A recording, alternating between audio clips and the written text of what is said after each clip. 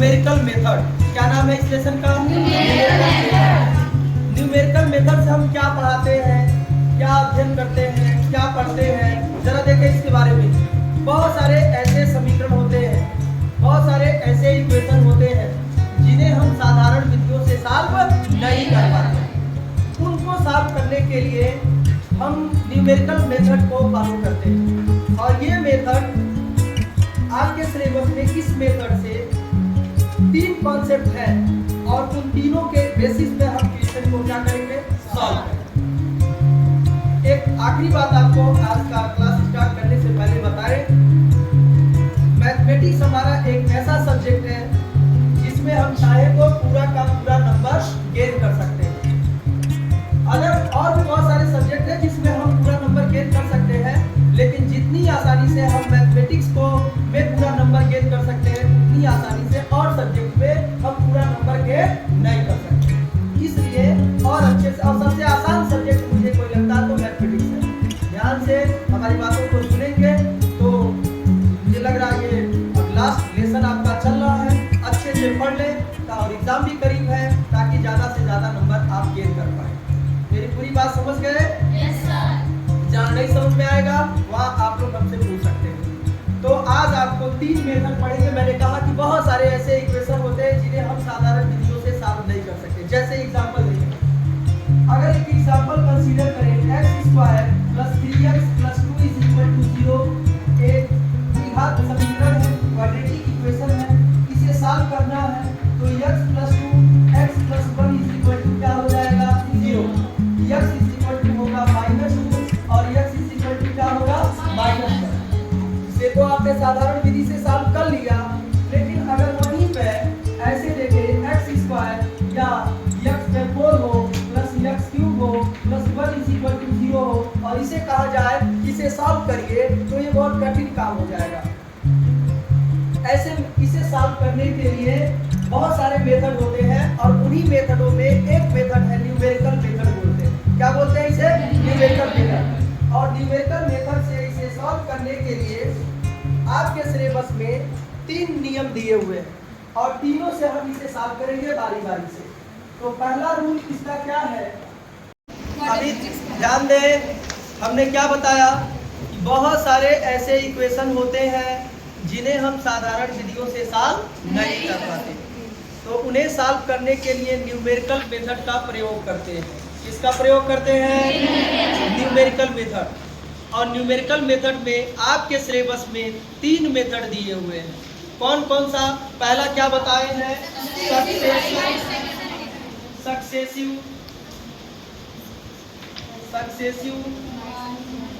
Bisection method. और दूसरा क्या बताए हैं? बताए हैं क्या? न्यूटन क्या? Newton Raphson method. और तीसरा क्या बताए हैं?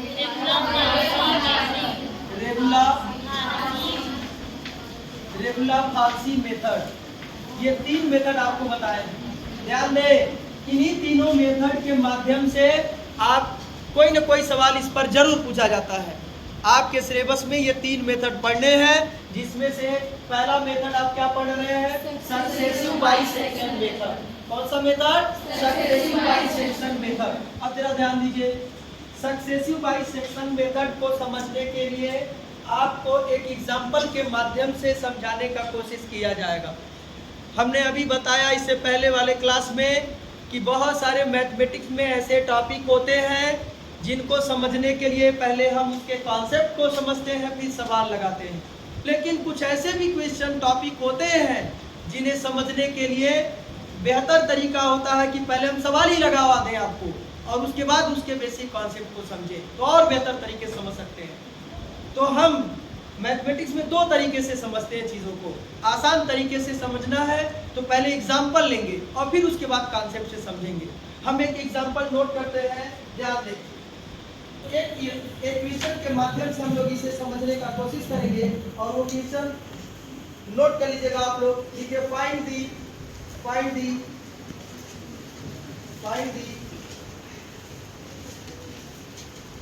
Of equation, find the real root of the equation.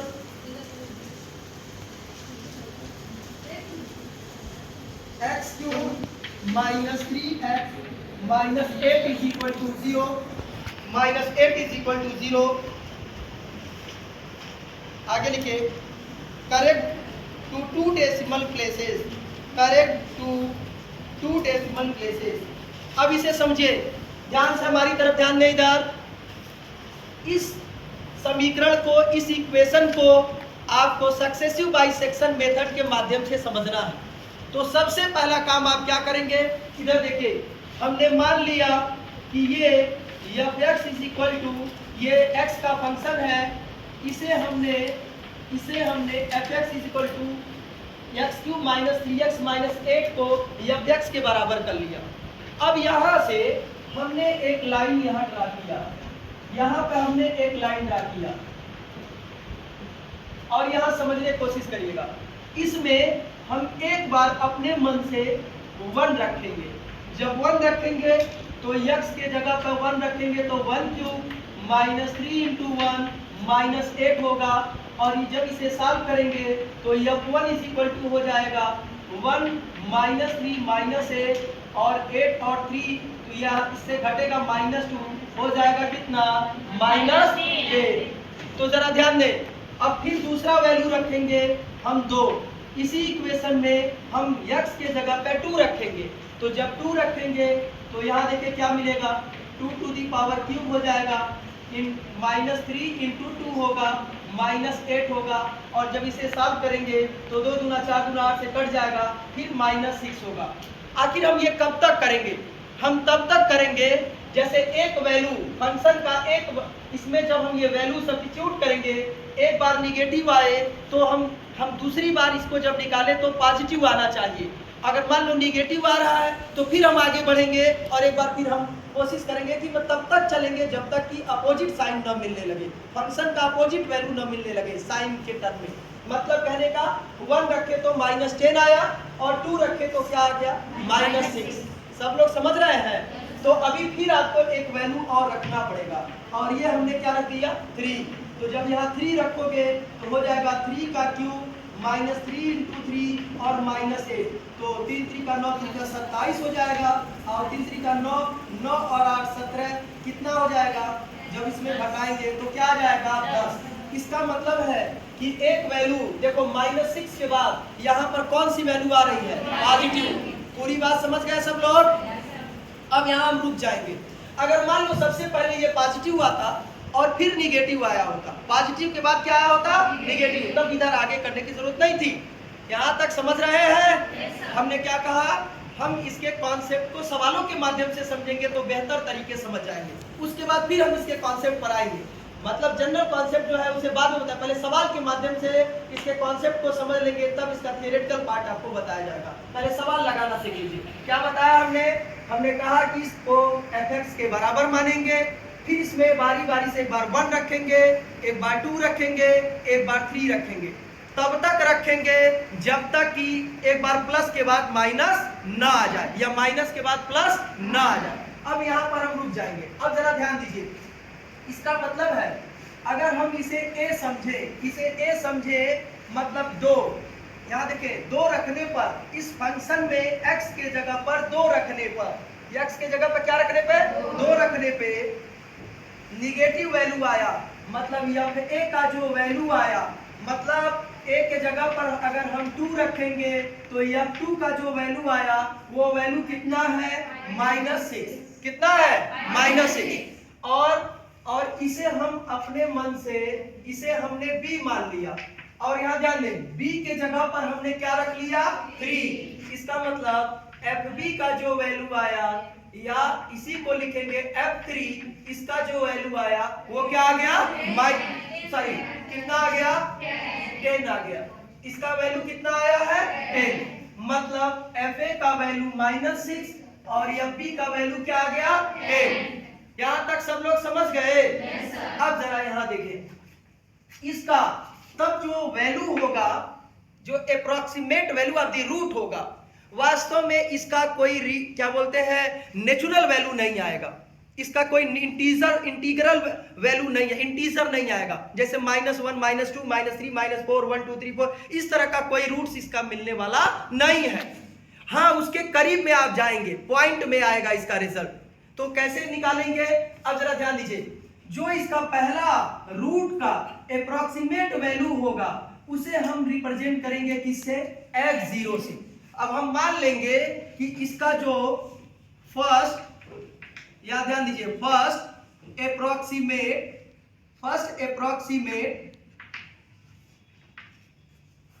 Value of the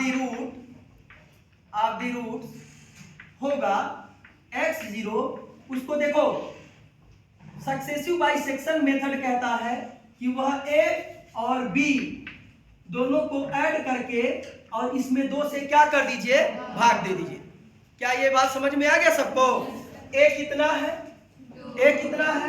दो, और b कितना है, 3, और बटा 2, तो 2 और 3 कितना हुआ, 5, कितना हो जाएगा, 2.5।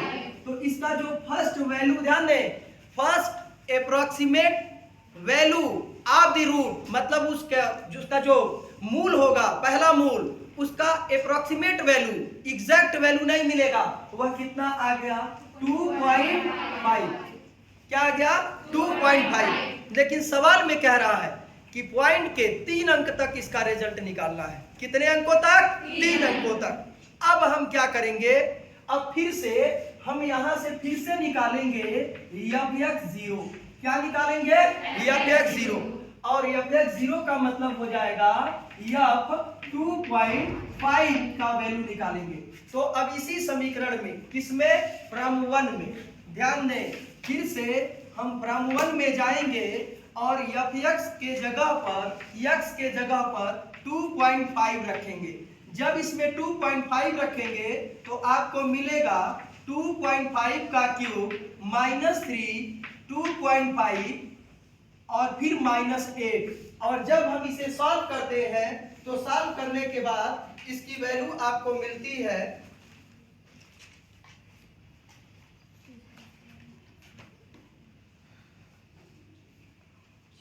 0.125। इसकी वैल्यू कितनी मिलेगी, 0.125।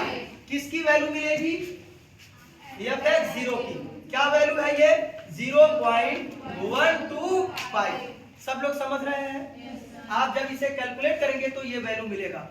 तो पहला जो अप्रोक्सीमेट वैल्यू आया रूट का, वो 2.5 आया। अब अगर आप दूसरा निकालना चाहते हैं तो अब ये देखिए, ये कौन सा वैल्यू है, निगेटिव, और ये कौन सा वैल्यू है, पॉजिटिव, और ये कौन सा वैल्यू है, पॉजिटिव। तो हम हमेशा फंक्शन का एक निगेटिव और पॉजिटिव वैल्यू ही कंसीडर करेंगे और उसी के बीच में अप्रोक्सीमेट वैल्यू रूट का निकालेंगे। क्या मेरी बात समझ गए?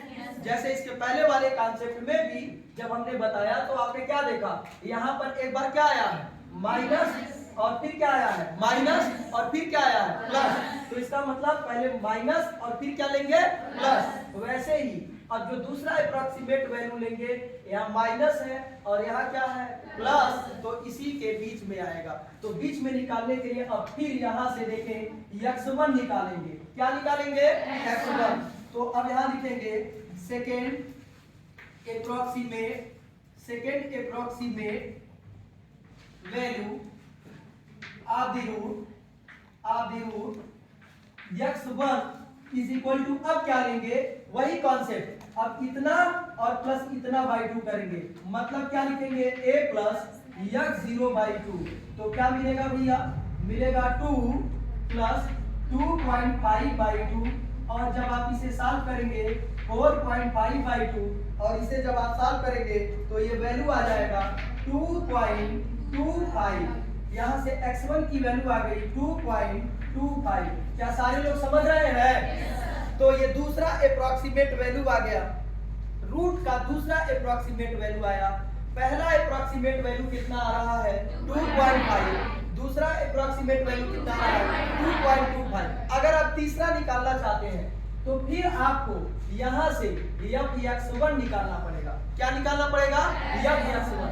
और यह x1 बराबर क्या होगा, यह 2.25। और इसी में फिर से x के जगह पर आपको फिर फ्रॉम 1 आना पड़ेगा और x के जगह पर, यहाँ ध्यान दीजिए, x के जगह पर क्या रखना पड़ेगा, क्या रखना पड़ेगा 2.25 और यहाँ भी हो जाएगा तब 2.25 का होल क्यूब -3 2.25 और -8। और आप इसे जब सॉल्व करेंगे तो इसका जो डेटा मिलता है वो आपको मिलेगा माइनस, ध्यान दें, -3.36 मिलेगा। और 3.36 क्या, ध्यान दें, इसको जब सॉल्व किए तो -3.36 मिला। अब जरा देखिए, फिर हम इसका जो तीसरा अप्रॉक्सीमेट वैल्यू लेंगे, ये देखो ये माइनस है, ये भी माइनस है और ये क्या हो रहा है प्लस, तो हम किसके बीच में लेंगे, माइनस और प्लस के। तो तीसरा अप्रॉक्सीमेट वैल्यू यहाँ मिलेगा और ये होगा आपका x2 और x2 बराबर, फिर बताइए क्या लिखेंगे, थर्ड अप्रॉक्सीमेट वैल्यू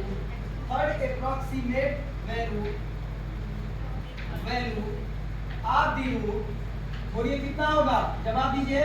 x2 बराबर क्या होगा, x2 बराबर अब क्या होगा x1 प्लस 2, क्या होगा x1 प्लस x0/2, साफ करेंगे 2.25 और प्लस हो जाएगा 2.5 और अपान क्या हो जाएगा 2, और जब आप इसे सॉल्व करेंगे तो आपको मिलेगा 2.375। तो यहाँ ध्यान दें, ये मिल गया 2.375। बोलिए सारे लोग समझ गए। तो यह पॉइंट के कितने अंक के बाद का रिजल्ट दे रहा है, 3 अंक तक, और यही आपसे क्या किया है, पूछा है। पूरी बात सब लोग समझ गए, क्या बताया, फिर से ध्यान दें।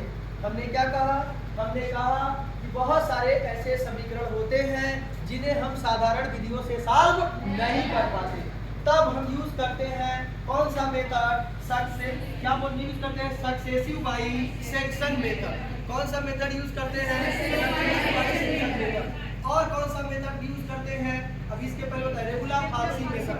और कौन सा मेथड यूज करते हैं, इन्हीं में से किसी एक मेथड का हम क्या करते हैं, प्रयोग करेंगे। अभी आप कौन सा मेथड पढ़ रहे हैं, सक्सेसिव बाइसेक्शन मेथड। इस मेथड से आपने क्या किया, एक बार रिवीजन कर ले। आपने क्या किया, आपने इसे fx बराबर इतना मान लिया और अब इसमें x के जगह पर क्या रखते हैं, पहले क्या रखे हैं 1। अगर 1 रखने पर क्या आया, जरा ध्यान दें, 1 रखने पर क्या आया, माइनस, निगेटिव आया। अगर 2 रखने पे पॉजिटिव आ जाता तो हम फिर ये 3 नहीं रखते।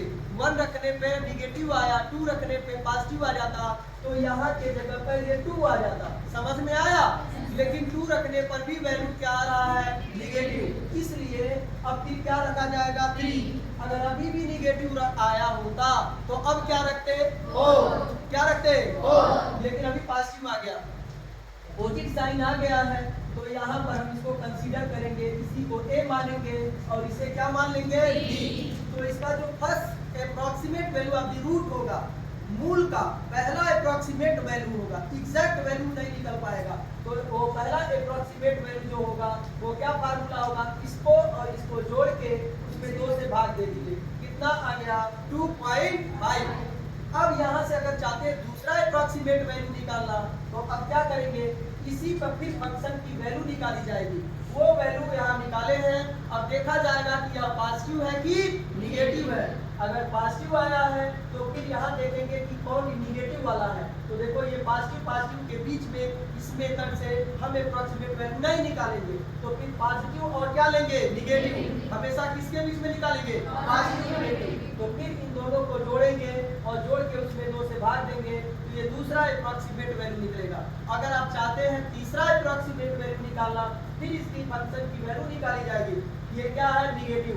अब इसके इधर देखेंगे तो ये भी निगेटिव, इधर देखेंगे तो ये क्या है, पॉजिटिव। तो इसका मतलब अब क्या करेंगे, अब इधर नहीं रूट होगा, अब जो अगला रूट आएगा वो किधर होगा, निगेटिव पॉजिटिव के बीच में, और इसे ऐड करके फिर इसमें 2 से क्या कर देंगे, भाग दे देंगे। पूरा कॉन्सेप्ट समझ गए आप लोग, ठीक है, इतना नोट करिए।